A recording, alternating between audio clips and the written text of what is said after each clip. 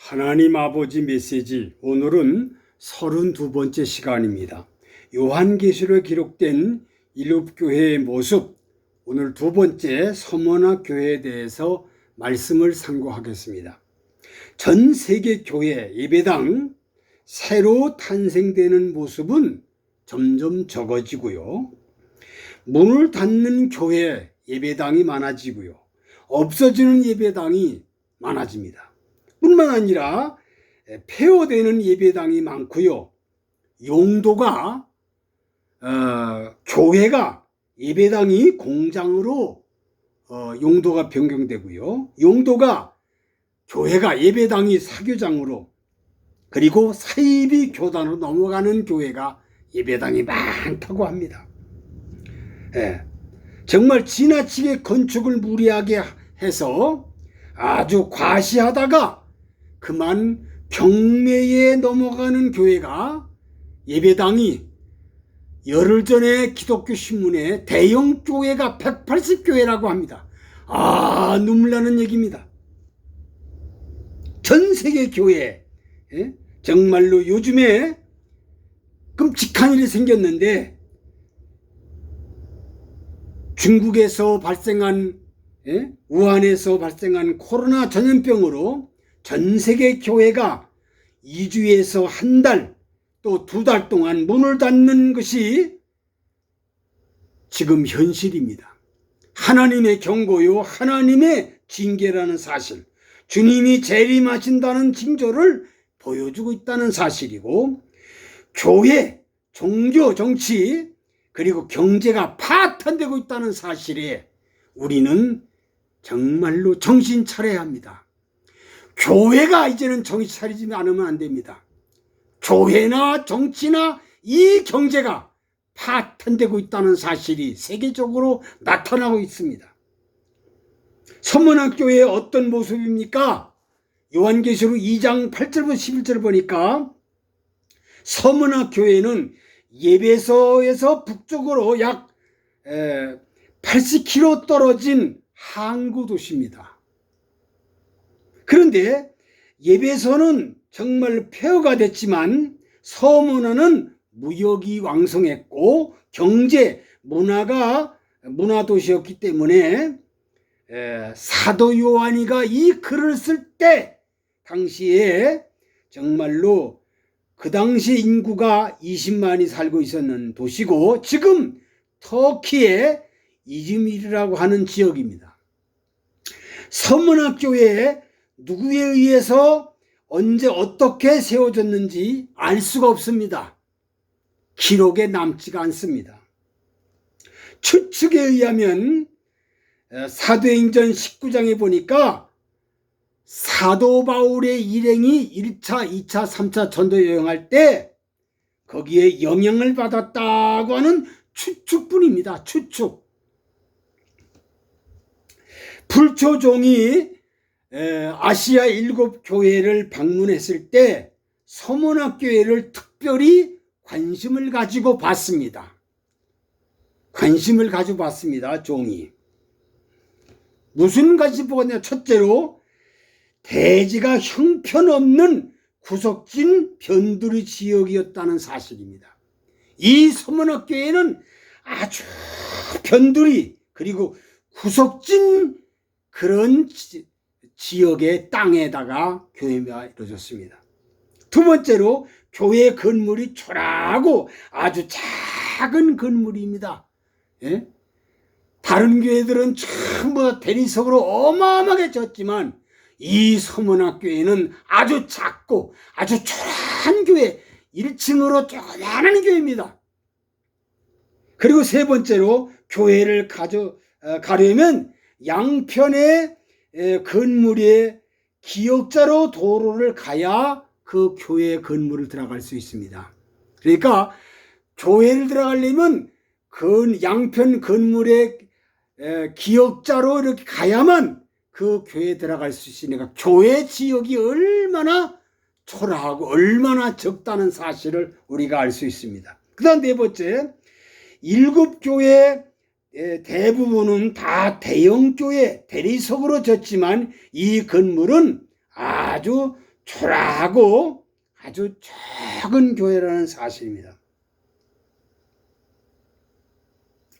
이 소문학교의 초라한 모습입니다. 지금도 이 초라한 교회인데 다른 교회는 다 폐허가 돼서 구경거리가 됐지만 이 소문학교회는 지금도 예배를 드리고 있다는 사실. 어쨌든 정통교회는 아니지만 하나님을 찾고 있다는 사실. 저는 그 강단 올라가서 기도하면서 많은 생각을 했습니다. 옛날이나 지금이나 유명한 교회, 사람들이 볼 때 큰 교회, 사람들이 볼 때 숫자가 많은 교회, 사람들이 대접을 잘하는 교회는 세상적으로 잘 갖춘 사람들이 아주 수백 명씩 몰려듭니다. 많은 사람 모여들지요. 그러나 서문학교의 교육자들이 선호하는 교회가 아닙니다. 그러기에 이름 없이 빚도 없이 사명 감당을 하다가 감당하기에 역사적으로 기록이 남지 않았다는 사실을 저는 생각을 합니다.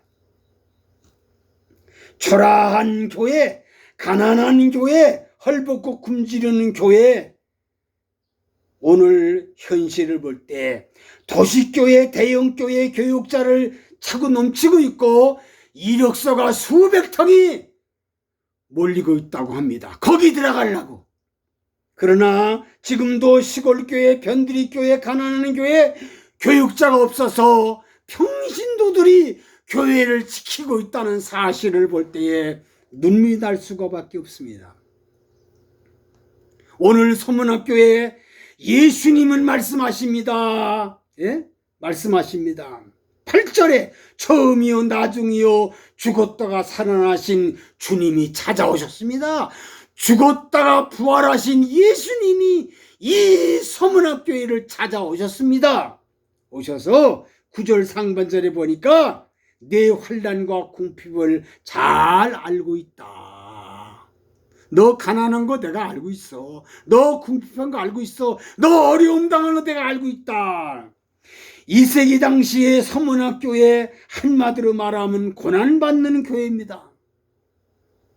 그런데 여기서 환난과 궁핍을 정말로 실제적으로 가난한 정도가 아닌 거의 헐벗고 굶주림 수준이라는 사실입니다.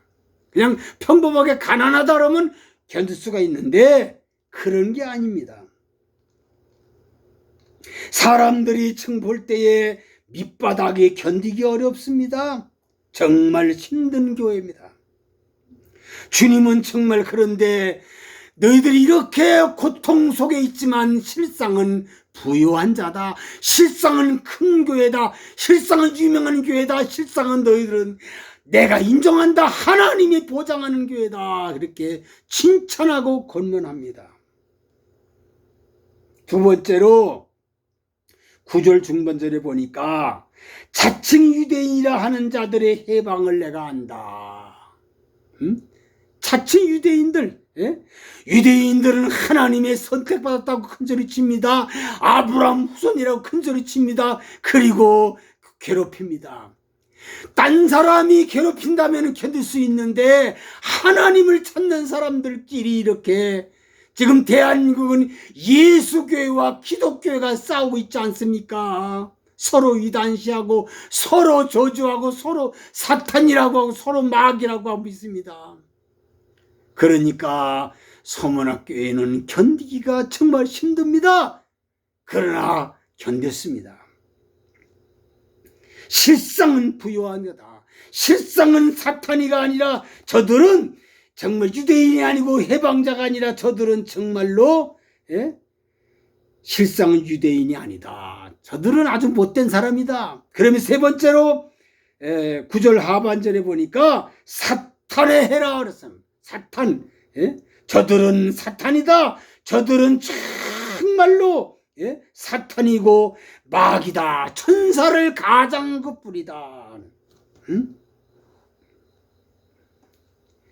마귀요, 사탄이요, 귀신이요, 용이요, 짐승이요 이렇게 둔갑을 하면서 정말로 사탄이다. 사탄이 앞제비들이다. 서문학교에 정말로 힘들지 않아요? 그런데도 하나님을 향한 그런 믿음 남달랐습니다. 이 교회는 정말로 우리가 알고 있는 바와 같이 정말 매우 신앙이 정말 건전하고 영적으로 정말 성숙한 교회라는 사실. 성숙한 교회. 고린도후서 8장 9절에 보니까 부요하신 주님 너희를 위하여 가난하게 되심은 그의 가난함을 인하여 너희를 부요하게 한다. 왜 예수님이 이렇게 하나님의 본체신데 이 세상에 초라하게 오셨습니까? 가난하게 오셨습니까? 가장 밑바닥 생활했습니까? 바로 너희들, 서문학교에 너희들처럼 사는 사람들을 위함이다. 너희들을 부유하게 하기 위해서다 하고 예수님은 말씀하십니다. 당시 서문화의 지역에는 물질적으로 매우 풍성한 도시입니다. 그러나 물질에 풍성한 것은 황제를 숭배하는 자는 사람들에게 아주 극진하게 대접했지만 황제를 숭배하지 않고 주님을 그리스도라고 하는 신하는 사람들에게는 정말로 이들에게 엄청난 아무 도움을 받지 못하는 살고 있었다는 사실입니다.